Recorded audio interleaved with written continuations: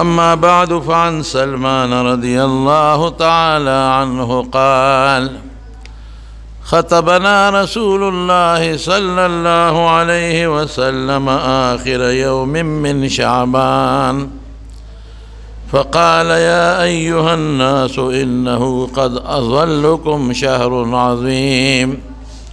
شهر مبارك الحديث. زمارونو در رمضان په مناسبت باندې دا اوږد حدیث ما تیره جمعه درته مکمل ویلی دی، نن یې درته لږه تشریح کوم. او ما تیره جمعه ویلي چې حضرت سلمان فارسی رضی الله عنه فرمایي چې نبی کریم صلی الله علیه وسلم د شعبان په اخیری ورځ باندې مونږ ته دا تقریر او دا خطبه فرمایلې وه. هغه خطبه څه بعضې خبرې ما تیره جمعه کړې وې او چې باقي کم پاتې دي نو په هغې باندې تاسو پوهیوم انشاءالله. وی ای خلکو قد اظلکم شهر عظیم، په تاسو یو ډېره لویه میاشت راله او دا میاشت شهر مبارک د برکت میاشت د ډېر لوی خیر فیه لیلة خیر من الف شهر، دې کې یو شپه ده چې هغه د زرو میاشتو د عبادت نه بهتره ده او د هغې بیان به انشاءالله یو جمعه کې رمضان کې درته وکړم. بیا پکې ده چې فرض الله صیامه، د دې روجې الله فرض کړي دي، وجعل قیام لیله تطوعا، او د شپې عبادت زیاتی مقرر کړي دي نفل. او بیا ده چې فمن تطوع فیه بخصلة کان کمن ادى 70 فریضه، چې چا دې کې نفل وکړ نو ثواب یې دا یو فرض دی. وهو شهر الصبر فيما سواه، ومن ادى فيه فریضه کان کما ادى 70 فریضه، که چا فرض وکړ نو ثواب یې یو پاویا دی. دې پورې به تاسو ته خبره کړې وه او د تراوو وغیره تفصیل مې هم درته بیان کړی. اوس وی وهو شهر الصبر، دا میاشت چې ده د صبر میاشت ده. صبر ډېرې معنا لري. د صبر خپله معنا په عربی کې بندول او بندېدلو ته ویلې کېږي. دې صبر ته چې دا موږ پښتو کې په یو تکلیف سړي باندې راشي او موږ وایو صبر وکړه، د هغې معنا دا ده چې ځان د فریاد نه او د چغو نه بند کا. علماء ظاهری درې معنی مولا علی قاري صاحب لیکلی دي او بعض علما اوه قسمونه یې جوړوي. زه به هغه درې ووایم. یو صبر عند الشدائد والمصائب والآفات، د مصیبتونو او تکلیفونو په وخت کې صبر کول. لکه چا باندې غم راشي وی صبر وکړه، یو دا شو. دویم دی الصبر علی الطاعات، په نیکو صبر ځان بندول، په نیکو ځان ټینګول معنا مې درته وکړه چې نیکي به کې. او یو الصبر عن المعاصي والخطایا والذنوب، د ګناهونو او د غواړو غټو هر قسمه ګناهونو نه ځان بندول. او جهاد کې چې کله صبر راشي نو استقامت ته وایي. ام ځان بند کا تخت بنا رستو کېږي بنا. وصبروا لفظ ورابطو، استقامتو نسې ځان کلک کې بند کې تخت بنا. اوس دلته ټولې معنی کېږي. شهر الصبر یو خدا چې د خواهشاتو نه به ځان بند کې، د ورځې د پېشمني نه تر ماښامو پورې خواهشاتو نه به ځان مکمل بند کې، د خوراک نه به ځان بند کې، د سکاک نه به ځان بند کې، او د انساني د تقاضا د خواهشاتو نه به ځان منې کې بند به کې. د استقامت براولې ځان به کلک کې چې دې تر تا توجه را نشي، دا یوه شوه. بل په عبادت به هم صبر وکړې، هغه دویمه معنا هم دلته چلیږي. دا یو لوی عبادت دی، ځان ټینګ کوه. ته پښتو کې خلک وایي ځان کلک کا، دغه د صبر معنا شو. ځان ټینګ کا، ځان کلک کا، د عبادت د پېشبني نه ورسوه تر ماښامه پورې منځ کې ډز ورنه کوي. اسې نه چې شیطان دې دوکه کې غسلخانې ته ننوځي، لام بیا وراشه مړه څوک خو شته نه، اوبه به پکې ووامه. نو اوبه به ووایې خو الله خو شته که نه، انسان نشته خو رب العالمین شته. یا کوټه کې دننه هېڅوک هم نشته، راشه څه خوراک به وکړم او خلکو ته به یم زما روژه ده. خلکو نه خو ته روژه خلکو له نه نیسې، الله له نیسې. نو الله خو شته، الله خو نه خبرېږي. ډېر لوی جرم دی چې قصدن څوک روژه ماته کي، ډېر لوی جرم. یو خو به دغه روژه نیسي چې دا کومه یې ماته کړه، او بل به شپېته روژې ورپسې نورې نیسي ورسره، یو شان به نیسي چې تا ولې دا دومره لوی جرم، او بیا به مو سره الله ته توبه وباسي، بیا هم ډېر لوی ګناهګار دی. نو شهر الصبر د خواهشاتو نه به هم ځان بند کړې وه، او په دې روژه به استقامتو کې ځان به ټینګ کړې. که تږی هم شوې نو ځان ورسوه، که اوږې هم شوې نو ځان ورسوه، ځان کلک او ځان ټینګ که تر نور پرېوتو پورې. او درېیمه خبره به مو کوم د صبر. صبر عند الشدائد، شهر الصبر. که چرته څه تکلیف جنگ جګړه جوړه شوه، رسول الله صلی الله علیه وسلم فرمایي که یو سړی د سره جهالت کوي او یو سړی د سره جګړه کوي، نو ته ورته ووایه چې انی صائم، زه روژهدار یم. هر قسمه تکلیف مصیبت راځي، ځان د فریاد نه، ځان د جنگ نه، ځان د جګړې نه مت بند کا، مو وایه وایه زما روژه ده.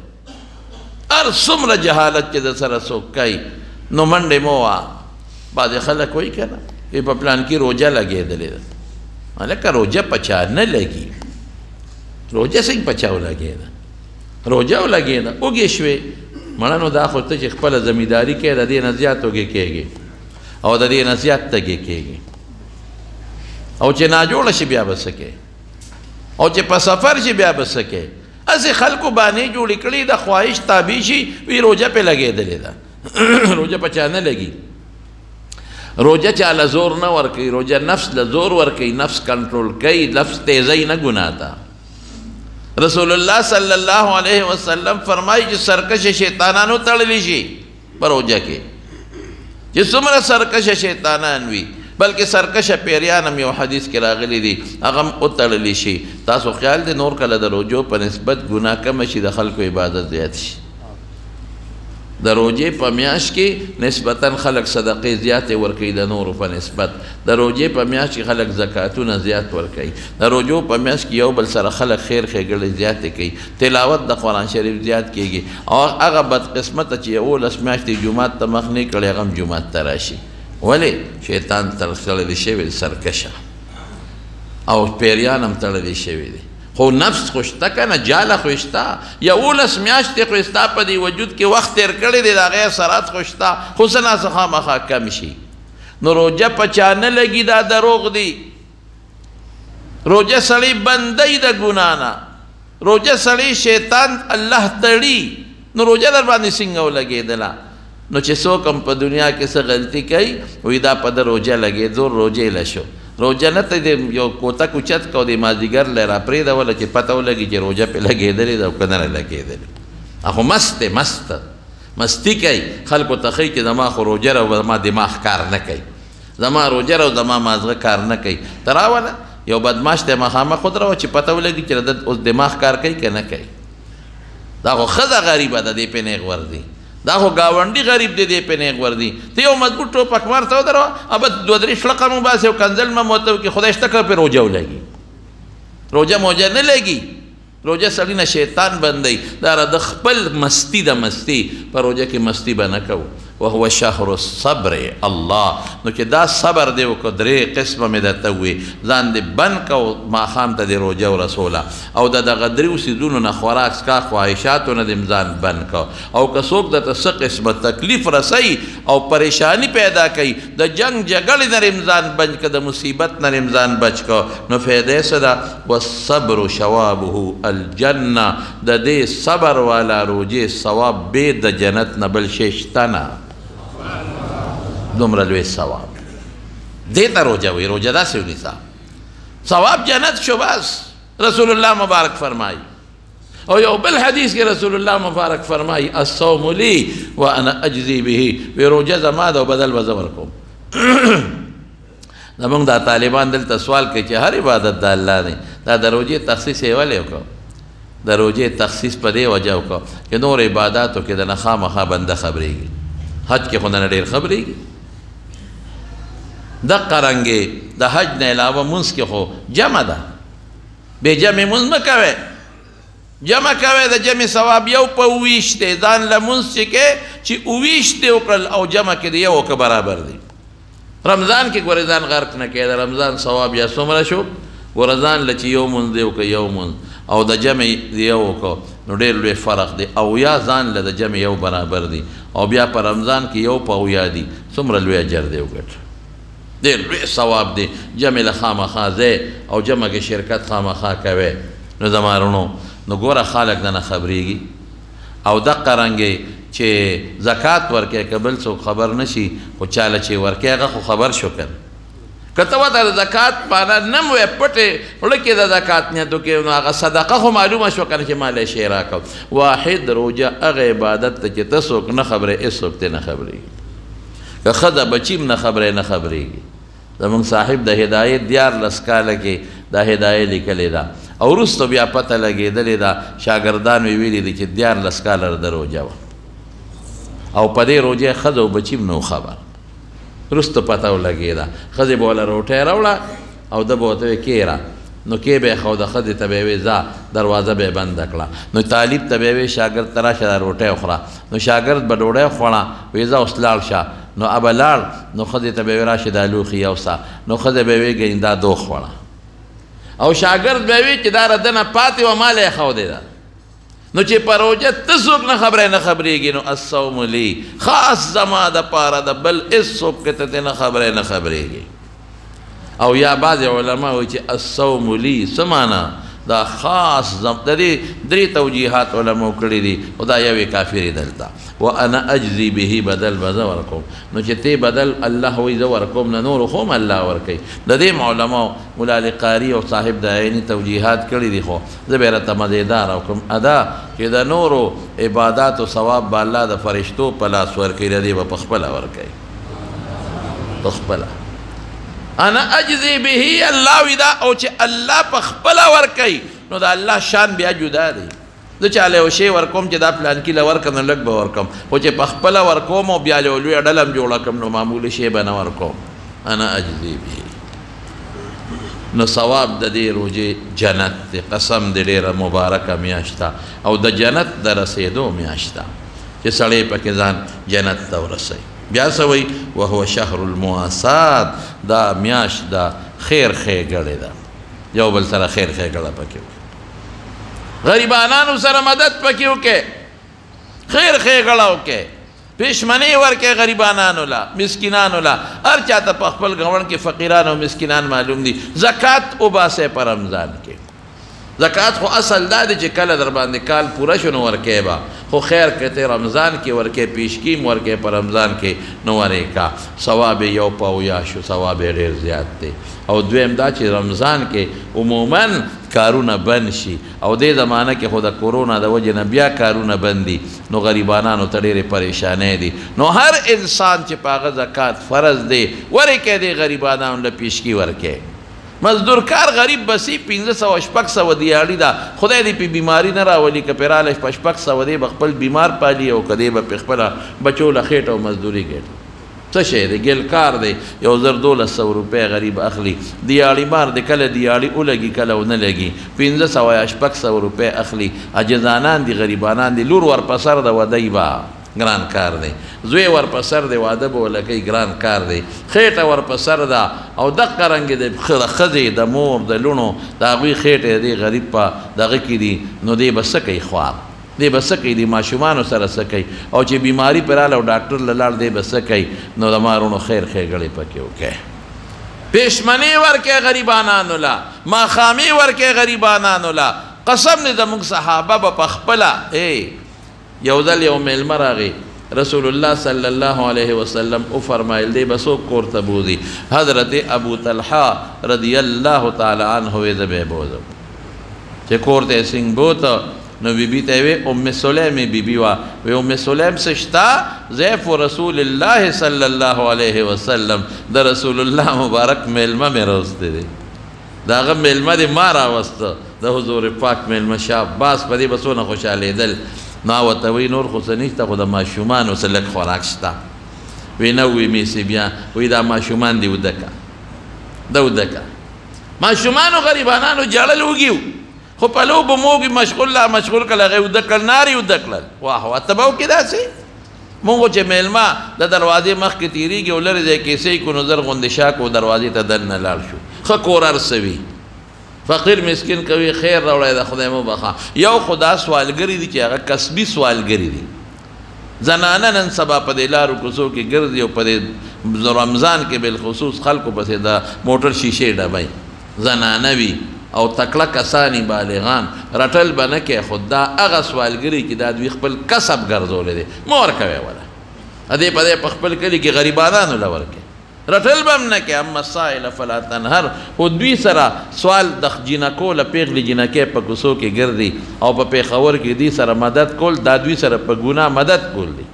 او تعاون علی الاسم والعدوان په ګناه به مدد نه کې یاره چې راته پته ولګي چې دا هغه کسبي ده کسبي دا معنا چې د دې کار هم دغه سوال د سار روزي او زر 2000 روپۍ ګټي او کور ته وړي او بیا دا دکانداران هم پیږي او دا تاجران هم پیږي هغې ته پته ده او مسکینان فقیران چې سوال کوي ورکا د خدای نوم یې درته واغش بالکل ورکا غیبې ګټې ما لاړ شی او ښکاری وړه وله ورکه غریب دی کجوري وله واله ستا بچي خوري ته پوستکي وړی او د ګاونډي د کور مخکې غورځې ظالمه د خدای نه نه یارېږي دا مال خو د خدای در کړی دی دا تا نه الله غشتي شي هغه هم ورکولی شي قسم دی الله په دې قادر دی چې د یو نه یې واخلي او بل له یې ورکړي د یو نه یې والي او بل له یې ورکړي په دې رب العالمین قادر دی ګورې یو سړي سوال وکړ یو غریب سړی او سوال یې وکړ سوال او صاحبه دې ښځې یې څه شی راواغې چې دې سوالګري له ورکړي او خاون ورته غوسه شو وی نه به ورکې خو ډېره زیاته مینه وه د دې ښځې او د خاوند په منځ بالکل به نه ورکې هغه فقیر مسکین بار بار دا خبره کوله چې ما غریب ما اوږې ما له راکې ده وله ور نه کړه هېڅ یې وله ور نه کړل د دواړو مینه وه ډېر محبت یې قصه اوږده ده خو بالاختصار اخره کې د دې ښځې خاوند دواړو یو بل سره روانه راله چې روانه راله دې سړي دې ښځې له طلاق ورکړو ډېر زیات مالدار و دا خاوند دی پوره مالدار او فقیر چغه وواله او ده ورنه کړه ځه ورک شه څنډه ځان له ګټه که نه ما څه شوی ویې رټه ښځه غریبه د خاوند مخکې بیا غږ نه شي کولی د دواړو منځ کې اختلاف راغی دا قصه اوږده ده خو دې مختصر وی دې سړي دې خپلې ښځې له طلاق ورکړه هغه ښځه بل خاوند وکړه دواړه اوسېدل خاوند خو یې مالدار نو خو خدای پاک دا ښځه برکتي غوندې وه دا خاوند یې خدای مالدار کړ مالدار که دواړه یو بل سره یو ځای اوسېدل دقسې لوړی ته ناست و یو سړي اواز وکړه خیر راوړی خدای مو بخه دې سړي دې ښځې ته وې هله د خدای نوم یې واغېست شابه شی وله یو صدا سخي سړی و په منډه یې سامان واغېسته او دې فقیر له یوړه او چې څنګه یې یوړه هغه فقیر له نو هغه دې ښځې را منډه کړې خاوند ته یې ویې سړیه یو ناشنا خبره مې ولیدله وی څه ناشنا وه وی هغه سوالګرې خو دماغه زول خاوند و او چې دې ولیدم په جړا شو راته هغه خو ډېر لوی مال و خو ډېر لوی دولت و دولت یې څه شو مال یې څه شو خو کوڅه کې مونږ ته ولاړ دی سوال کوي زما خو په ډېر زړه خفه شو ډېره ناشنا مې ولیده خاوند ورته وایي وی ناشنا راته زه ووایم وی او وی ناشنا هغه ده چې ما په ستاسو په کوڅه کې اواز وکړه چې خیر راوړی او دې ظالم وی چې مه ورکوله سنډه یې ځان له دې ګټي هغه خدای فقیر که غریب یې که دې خدای مالدار که هغه نیکه سیرته ښځه چې خوښه وه خدای پاک د له نکاح له راوسته زما وروڼو الله په هر څیز قادر دی ګوره ان بطش ربک لشدید د خدای نیوکه ډېره سخته ده چې خدای څوک راونیسي قسم په خدای کې ته څوک خلاصولی شي قسم مې راته وخوړ زما وروڼو دا فقیر غریب ته مسکین ته مخ مه تاوهه ورکه وله څه به کې زکات ورکا زکات څه شی دی مړه په 40 روپۍ ده په 100 کې 2.5 روپۍ ته نشي ورکولی 2.5 روپۍ که دا زکات ده به په زکات یو کال یو جمعه کې درته بیان وکړم انشاءالله العزیز 2.5 نشي ورکولی تا ته وایي په 100 کې 2.5 روپۍ واه واه واه واه 19 روپۍ ستا د بچو شوې او 97 روپۍ څلوېښتو کې 1 روپۍ ورکه، یو کم څلوېښت په ښځه بچو لګوه که نه، یو نشي ورکولی ظالمه. ته خو د خدای روزي د تا نه اخیستې شي، بل یم ورکولی شي او داسې م الله کولی شي چې دا روزي به تا سره وي او در باندې به یې بنده کړي نه به یې خورې. بیا به څه کوې؟ ډېره موده مخکې زما له چا روټۍ کړې وه، د دې ډېر کلونه وشو په دې پېښور کې، او ما یې دونه قدر کړی چې دا یو مشهور هوټل دی د هغې نه یې راله خوراک راغوښتې، او زما د وجې د علاقې علما هم راغوښتي وو پېښور کې، زما د مینې د وجې نه چې کېناستو دلې ټپن کې څه مهې به عثمان ایر دی که مسور دال راوړل، نه پکې مالګه وه او نه پکې غوړ و، سپور یشېدلې، هغه یې ځان ته په پلیټ کې واچول، هغه یې خوړه. ما یې ولې ته موږ سره؟ وایي زما د دې نه پرهېز دی، دا هر څه ستاسو مخکې پراته نه شم خوړلی چې اوس مې خوړل ما له غم دی. دا بې غوړو دي، بې مالګې دي، بې مسالې دي، دقه زما خوراک. کولی شي الله که نه شي کولی؟ زما وروڼو داسې به نه کوي. فقیران، مسکینان، کونډه، یتیمانان، د دې ستا په مالونو کې حق دی، قسم دی چې حق دی، ورکړې دا خپل حق دوی له. دا زکات د دوی حق دی، دا ستا نه دی، دا د دوی دی ورکوله. حکومت له ټیکس ورکې او خدای له زکات نه ورکې، بلکې ټیکس ورکې. په موبایل کې چې کومې پیسې لګې په هغې کې ټیکس ورکې، په نیټ باندې چې کوم شی لګې په هغې کې ټیکس ورکې،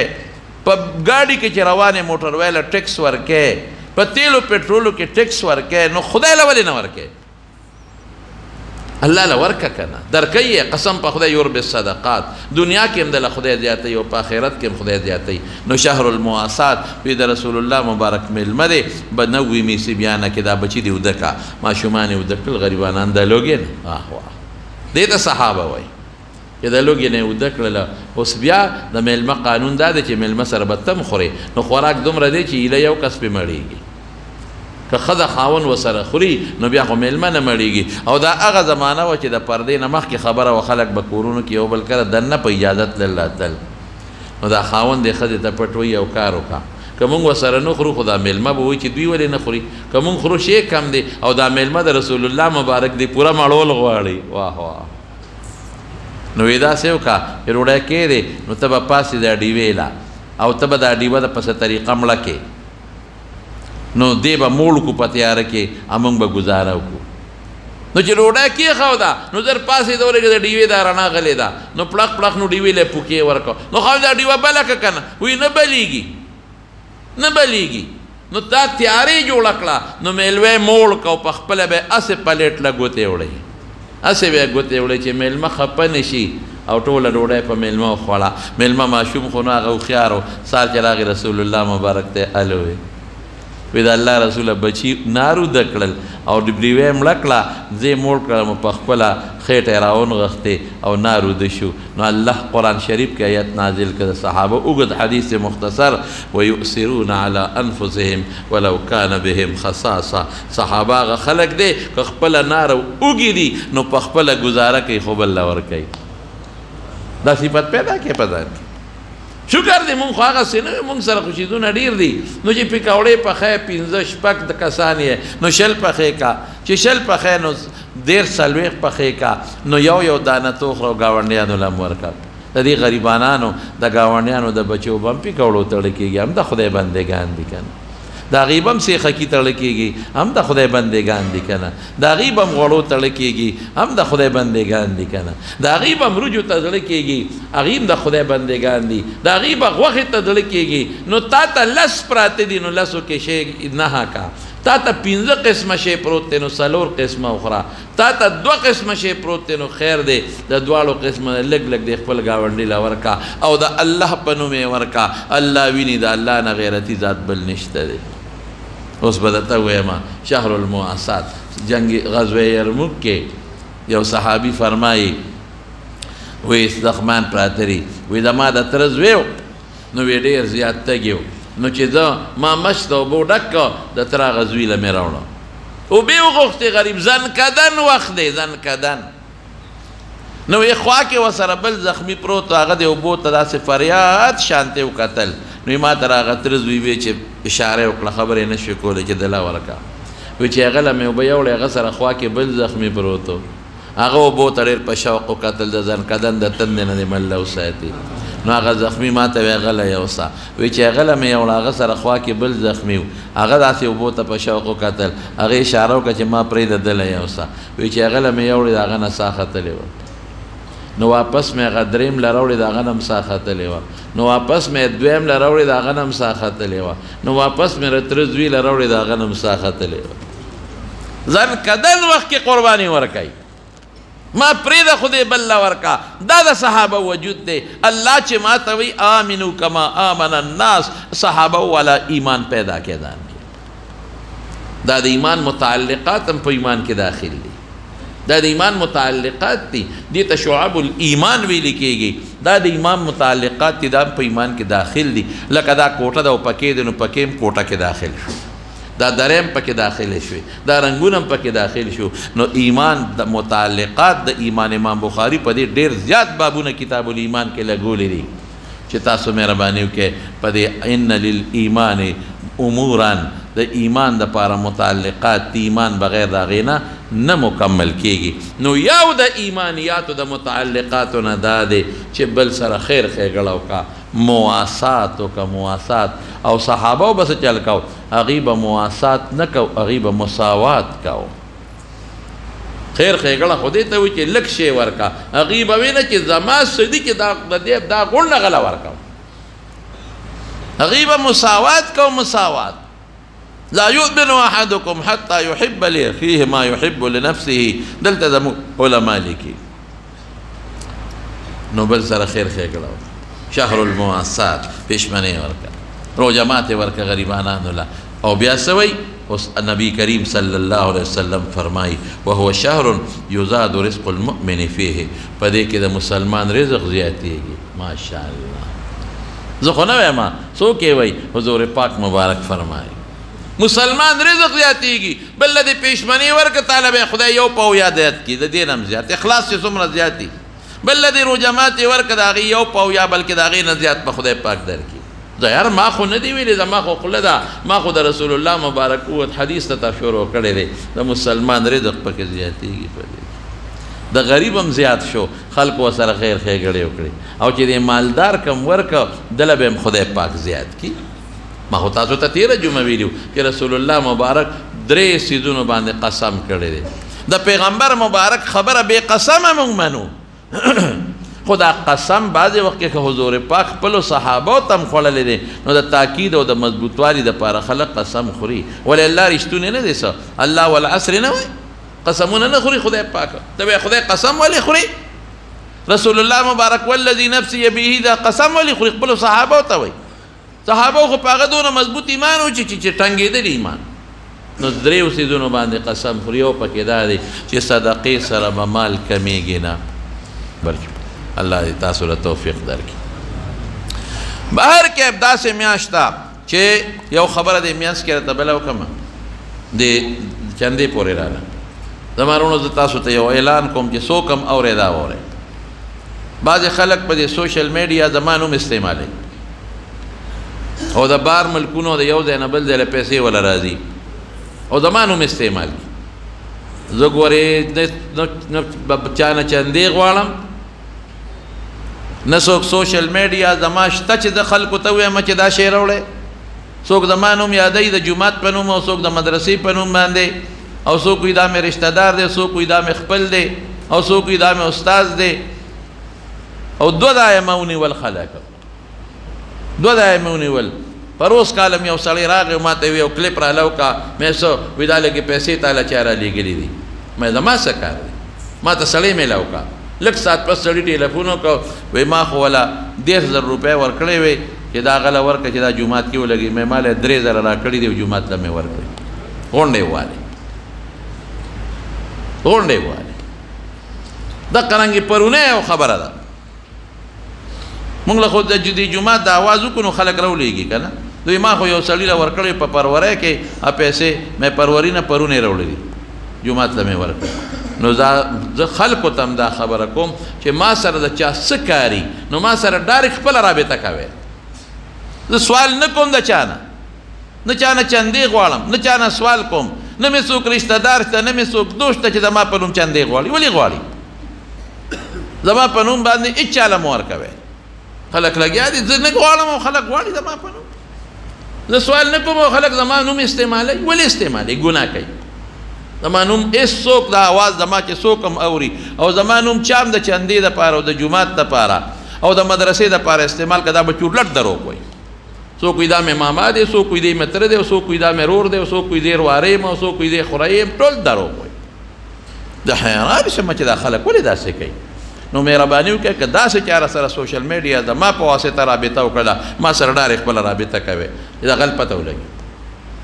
دا مې خیر یو زیاتي خبره وکړه نو شهر المواسات د خیر ښې کړه بیا څه وایي دا هغه میاشت یزاد رزق المؤمن فیه اوس بله واوره ماشاءالله من فطر صائما كان له عتق رقبة ومغفرة لذنوبه چې روجهدار لچا افطاري ورکړه روجهدار لچا افطاري ورکړه دومره ثواب یې شو لکه مریی چې آزاد کړي مریان خو نشته اوس یو سړي وي ارمان که مریانو ما به هم د خدای په نوم آزاد کړی مریی خو په 10,000 هم کېده په 20,000 او په 1 لک به هم کېده کان کمن اعتق رقبة لکه مریی چې آزاد کړ مریی او بل څه شی دی ومغفرة لذنوبه او دا د ګناهونو مغفرت هم شو عربو کې دا ډېر لوی رواج دی مازدیګر چې څوک رواني په لاره باندې ځای په ځای خلک ولاړي په دې روډونو باندې او صاحب پیکیجې جوړې کړي په هغې کې ډبل روټی هم پرته وي په هغې کې یو مالټه هم پرته یو سیب هم پکې پروت یو 5 شپږ کجورې هم پکې وي او د اوبو بوتلګي هم پکې وي بس دا 4-5 سیزونه یو ځای کړي او ډبي کې بند کړي او چغې به راته وي لاس به راته خوځئ دا لاس به خوځئ نو ګاډي ودرېږي نو که ګاډي کې سورلی وي نو 14 ورکړي څومره لوی ثواب یې وګټه او ځای په ځای بیا چې ماښام ته 5 شپږ منټه نو ځای په ځای په دې هوټلو کې او په دې لارو کوڅو کې خلکو د خپلو دوکانونو نه مخکې د رستخان غوړولي نو ورشه خدای پې څونه آباده کړې ده څونه پې خدای آباده کړې ده نو موږ دا شی نه کوو دا شی په کار دی چې یو چاله افطاري ورکړه روژه ماتې ورکړه داسې شوه لکه چې مریی آزاد کړي وي او دویم ګناهونه به الله مات کړي نو صحابه وی قیل یا رسول الله لیس کلنا نجد ما یفطر الصائم هر چا سره خو دومره شي نه چې چاله روژه ماتې ورکړي بعضې خو پکې غریبانه دي اوس یو غریب و چې دا ثواب ګټل غواړم نو هغه سره خو څه نشته نو رسول الله مبارک فرمایي يعطي الله هذا الصواب لمن فطر صائبا على مسقط لبن او تمرة او شربة ماء ودا ثواب د هغه چا کېږي چې چاله یو ګوټ پی ورکړي چاله یو ګوټ اوبه ورکړي چاله یو کجوره ورکړي خبره یې درته اسانه کړه دا نه چې موړې کا یو کجوره دې مو ورکړه یو کجوره روژه ماتې له یو ګوټ اوبه دې مو ورکړې یو ګوټ پی دې مو ورکړ یو ګوټ پی نو دا ثواب دې وکړه ګناه دې معاف شوه او زیات دومره ثواب دې وشو لکه چې مریی دې آزاد کړی زما وروڼو چې اوس تا یو ګوتی کجورې واخېستې هلکه په څو په 200 کیلو دي په 200 کیلو نو چې 200 باندې د کیلو واخېست نو په هغې باندې 50 کسان روژه ماتوي نو چې په 200 باندې تا ته د 50 کسانو لکه 50 مریان چې د آزاد کړي د خدای بنده او 50 ځله به د خدای د ګناه نه معاف کړي وروڼو سترګې مه پټوو دلته کې په دې ویښ شی د رسول الله مبارک په دې حدیث عمل وکړئ احادیثو مقصد عمل کول دي چې موږ د پیغمبر مبارک په حدیث عمل وکړو ومن اشبع صائما واه او که چا موړ که روژهدار سمې موړ که نو ثواب یې څومره دی کان له مغفرة لذنوبه وسقاه الله من حوض شربة لا يدمع حتى يدخل الجنة وكان له مثل أجره من غير أن ينقص من أجره شيئا وهو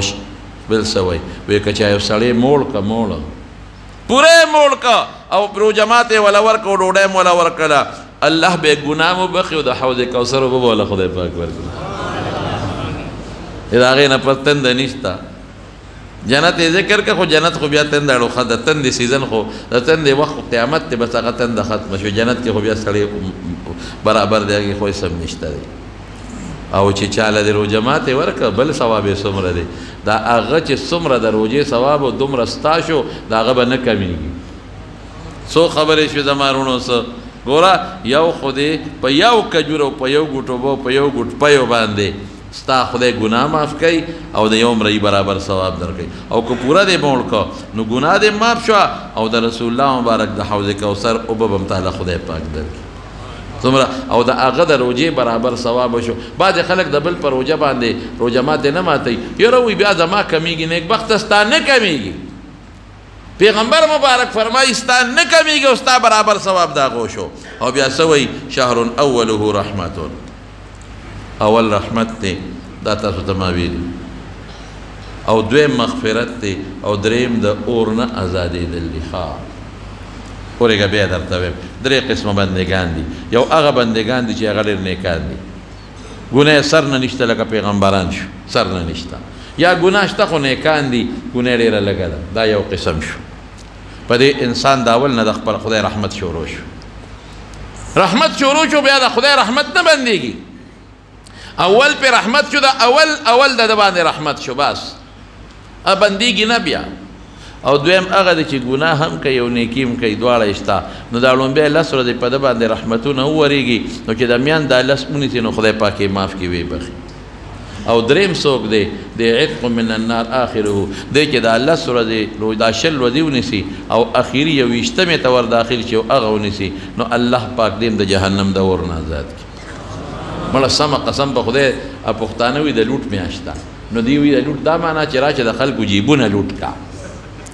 دغه لوټ نه دی لوټ دا معنا چې ثوابونه لوټ کا وګټه ثوابونه. لیکن زما رونو بیا څه وایي من خفف عن مملوکی فیه اعتقه الله من النار که چا خپل زمیدار سره امسایه سره مزدور سره غلام سره وینځې سره هغه زمانه کې خو مملوک غلاکه وینځه وه اوس پکې دا ټول داخل کا نوکر دی کلاس فور دی او هغوی سره دی ګزاره وکړه او کار دی پې کم وکړه چې روژه ده الله به د سر ته جهنم د اور نه آزاد مفتو کې بخنې میاشت ده. خو دا داسې ده لکه چې په سړي باران وریږي او دی د سر بل طرف ته کي. نه نه نه دا د رحمت باران دی دا د مغفرت باران دی دا د جهنم نه اور نه ازادېدل دي دې نه به سر نه تختو. لیکن زما رونو څلور کسان نه بخلي کېږي. ښه څلور کسان دا نه بخلي کېږي. لیلة القدر چې کوم هغه شپه ده هغه شپه ده چې کومه شپه د زرو میاشتو د عبادت نه بهتره ده او هغې کې یو خاص ټیم دی چې په هغې خاص ټیم الله د هر چا دعا قبلی. لیکن د دې او لیلة النصف من شعبان د شعبان په 15مه خدای پاک ډېر خلک د اور نه ازادوي هلته کې. لیکن دا څلور نه بخلي کېږي. څلور کوم دي؟ مدمن خمرین چې همیشه شراب څکي. حضور پاک مبارک پکې همیشه لفظ راوسته. څه مطلب که یو سړي شراب وڅکله او بیا دې توبه ویسته نه خیر وڅکله او معافي غوښته توبه خو چې مدمن دی همیشه شراب څکي دې نه بخلي کېږي په روژه کې. شکر دی الحمدلله د دې ګناه نه مونږ خلاص شو د خدای پاک د دې نه خلاص شو. شکر دی. او ډېر قمقل خلک دي چې هغه به څکي ډېر بې وقوفان دي چې هغه به شراب څکي او نن سبا د شرابو نوم بدل دی نوم د شرابو د خمرو ورته نه وایي نور نومونه وله خلکو ایښودي دي. نو یو دا نه بخلي کېږي نمبر یک. دویم څوک نه بخلي کېږي عاق لوالدیه د مور پلار نافرمانه د مور پلار نافرمانه نه بخلي کېږي. مور پلار سره ښه سلوک وکړي روغه ورسره وکړي جوړه ورسره وکړي. که چا نه مور پلار خپوي رمضان میاشت ته لږه تحفه واله او ورشه د ښځې مه منه خو د ښځې د لاسه د مور پلار نه حق دی که نه نافرمانه دی. د ښځې خپل حق دی او د مور پلار یې خپل حق دی. د ښځې مه منه مړه دا چې د مور پلار ته خپوي او د ښځې مني نو خفه کېږي نه د ښځې بړوا دی بړوا. ښځه خو ټیک ده خو دومره هم نه که نه د ښځې خپل حق شته که نه بس دی. ډوډۍ وله راوړه جامه وله راوړه پیزار وله راوړه ډاکټر لی بوځه مینه ورسره کوه محبت ورسره کوه هم درته وایم. لیکن داسې به هم نه کوې نو ښځې خیال به ساتئ خو مور پلار به د ښځې دپاره نه پرېږدي. نو مور پلار که د چا نه خفه ولکه چې چا نه هم خپري زما دا بیان چې څوک هم اوري نن به دا فیصله کوو که خیر انشاء. ډېر وایي یاره نو ما سره زیاتې کوي یاره نو زما ښځه نه ده خوښه دا کیدي چې د خواښې به انګور نه وي خوښه خو د انګور جبه 15 ګزه ده نو ځکه به یې نه خوښه ګڼه. دا خو دې غریب او پسې 15 میاشتې په کوڅو کې چکرې والي دي ځان له خوښه کړې ده. 15 میاشتې په کوڅو کې چکرې والي دي نو ځان له خوښه کړې ده. او خامخا کور د دې دی چې انګور راله او هغه ځان د کور مشر حسابوي نو خواښې له قار ورځي که نه. زوی زما و ما نه زوی ولې قبضه کوې؟ دا اور زما و اوس تا په دغه کې واغېشت په لاسو کې واغېشته نو خامخا انګور دې لږه ګزاره کوي د خواښې سره. او خواښې دې هم بې ځایه دغه نه کوي. ګورې بعضې خواښیانې مسې هغه څه ورته ویلې کېږي بیا مې لیونی شوې په تورجمې باټینګڼ غواړئ نو هغه قصې د خواښې هم نه کوي ګزاره. یاره خره بشیر جان خو را دې غمه خلاص دې لا وایي ماله ښځه نیکبخته شکر وباسه چې په دې غمه خلاصې. جنت کې به دله خدای که خیر انشاءالله درکوي. ښه نو عاقل لوالدی ده په دې به بیان درته یو جوبه وکړم انشاءالله. او دریم کوم یو دی قاطع الرحم رشته ماتولو والا. رشته ماتول بایکاټ تا سره زما بایکاټ تېر ورته وایي. او ښځې ته څه وایي که تا زما دې رور سره بیا خبرې وکړې او دې کره لاړې ته په ما طلاق یې هی ته خدای دې طلاقي بې خو باسه. رور سره بیا وروسته دې رغېدل نه کېږي بیا راشي یاره چې ما خو دا خبره کړې وه اوس خو رغېدل نه کېږي دې سره څه وکړم مې زه سره څه وکړم. اوس خو ما 3 طلاقه ویلي دي اوس به څه کوم. که ماما کره لاړې ته په ما طلاق یې که تره کره لاړې ته په ما طلاق یې که دا رور دې کور ته پرېښو ته په ما یاره نو بس حکومت دا شیدونه مې نه دي خوښ ګڼي. که زما حکومت وی طلاقیان به مې ټول د پړي باندې تړل او سمندر دریاب کې مې غورځول. ښځې له زور شو ظالمانو. رور سره د جنګ وکړو نو ښځې له زور شو او بیا ټینګېدی نه شي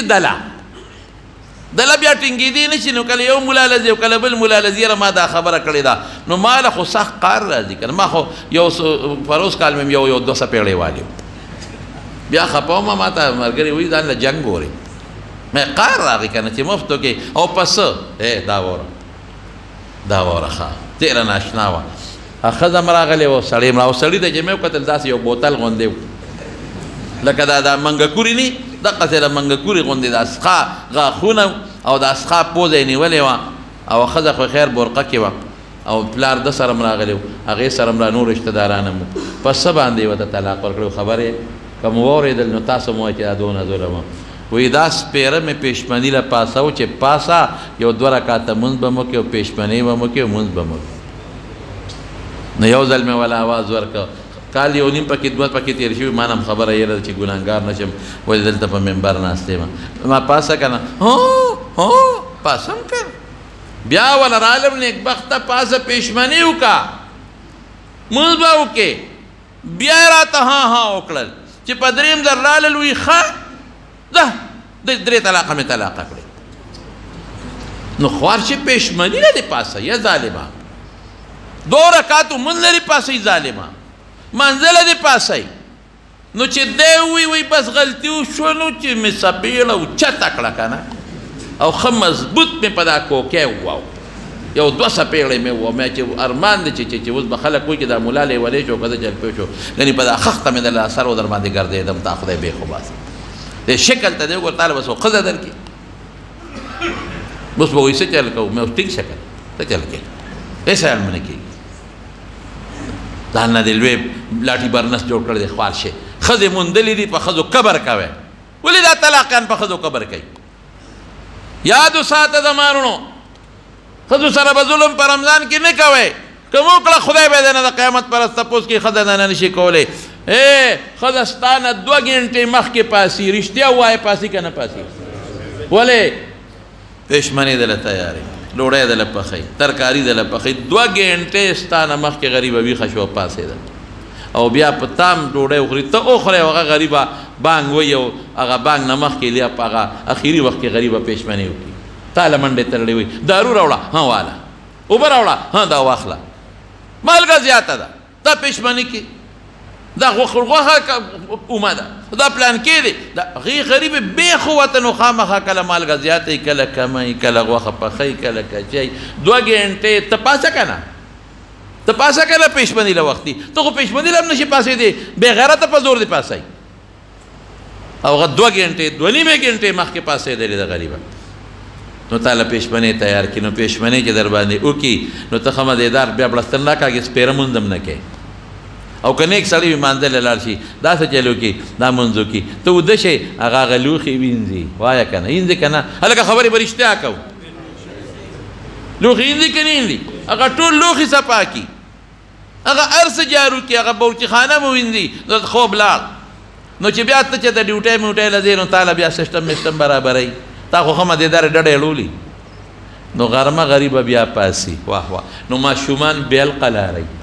هغوی له به هم ډوډۍ ورکوي ماشومانو له بیا القلارئ هغوی له جامې بیا انځه هغوی له وجودونه بیا انځه نو ماښام ته په ما روژه لګېدلې ده او هغه د مازدیګر نه غریبه لګیا ده روژه ماتې له ده تیاري کله پکوړې پخوي او کله بل څه کله بل څه کله بل څه او بیا ورته شریعت وایي سکه کول په شریعت کې د روژه کې مکروهه ده روژه کې سکه کول څه دي مکروهه لیکن د کمې ښځې خاوند چې غصناک وي غصناک نو هغه د هغې دپاره سکه هم کولی شي غریبه حالانکه سکه مکروهه ده په روژه کې لیکن خاوند غصناک او سکه هم کولی شي نو وختي غریبه تیاری شروع کړي نو ماښام تاله روژه ماتې ته مخکې وکړي اگر غریبه وروسته وکړي نو چې روټۍ وخوري نو ته ښه مدېدار یا مونځ کړی یا نه یا تراوله تلې یا نه غریبه لګي هغه لوښي بیا وینځي ټوله ورځ د غریبې په دې کې تېره شوه په دې کې رښتیا ووایه دا ښځې د قرآن شریف تلاوت هم کوي تاسو یې نه کوئ په دې کې هغوی چې پېشمني وکړي تهجد هم وکړي او سپېره زموږ سړي چې دي سار مانځلی نه دي په دې کې ته تراویح هم نه کوې بړستن په ځان د پاسه راواچوې غریبه لګي هغه خپلې تراویح هم کوي خپل منځونه هم کوي نو ښځو سره ظلم به نه کوې جاتې به نه کوې قاطع رحم او بیا ته ماما سره روانه تره سره روانه داسې رسول الله صلی الله علیه وسلم فرمایي وی چې کله رب العالمین دا مخلوق پیدا کړل دا صله رحمي ولا لو الله ته مضبوطه التجا وکړه اخذ بحق الرحمن لفظ راغلی دی مضبوطه التجا وکړه الله ته مهمه سوې څه کې وی الله زما بس کېږي وی چې څوک تا ختمي زبې ځان نه لري کوم او چې څوک ستا خیال ساتي د صله رحمه د رشته زبې ځان سره یو ځای صله رحمي خیال وساته روان یو بل سره پرشتو کې مکوي بایکاټ مکوي او دا د عدل بدل رشته مکوي دی راغلي د زورزم کدي د ما ته پوسټ نه راغی زنه ورزم دی نه دی راغلي کاوته سلمان قطعک هغه صله رحمي ختمي دی وسره ما ختمه وته وسره وکا نو دا دوه کار وکاو ان شاء الله نن او چې څوک اورېږي دي ما سره وایي چې کله چا نه مور پلار خپئ او دی په ناجیز دی په جیز دی مور پلار یې په ناجیز دی خو بوډاګان دي نن به ورسره روغه کوئ ښه تحفه حج جرګې مه کوئ تحفه حایف والی ول یو څه خپو کې ورته سر کېدی سجده نه هسې د مینې ورته رغاوړو ځه وایي ما معاف کړه نور بنده ته رکو سجده منه او بل دا چې که چا په صله رحمو کې روانې دي نو دا کشر دی مخکې شي او مشر د دې ورشي او معافي دې ترې وغواړي دا د رمضان میاشت ده ولې دوا دې نه قبلېږي مغفرت دې نه کېږي چې دا کارونه کوي او څلورم څوک دی مشاحن کینې والا بغض والا نفرت والا یو کینه ده یو هغه کینه چې هغه سخته کینې او دشمني پکې راشي یو خبره ده بعضې وخت کې یو سړي د چا مال خوړلي نو هغه سره یې پړه کې لږ بغض راځي یو سړی یو ظالم په یو سړي ظلم وکړي نو لکې راځي هغه خیر دی خو بې ځایه یو مسلمان سره کینه ساتل یو مسلمان ته کوشش کول چې ضرر ورته ورسوم یو مسلمان ته داسې کینه چې دشمنۍ ته خبرې رسې د ده نه قبلېږي نو دا څلور څیزونه دي زما وروڼو د دې به پوره خیال ساتو ښه د دې نه به یو مور پلار سره جوړه به وکړې که خیر انشاءالله صله رحمي که د چا ختموي دا مه ګوره چې هغه خو را سره بد کړي دي کوي دې به د هغه خدای ته وسپاره تاله به خدای پاک عزت درکوي او دریم شراب خو شکر دی نشته او که څوک یې څکي توبه رې ترې وباسي او څلورم مسلمان سره د کینه نه ساتي بغض دې نه ساتي دا څلور خبرې شوې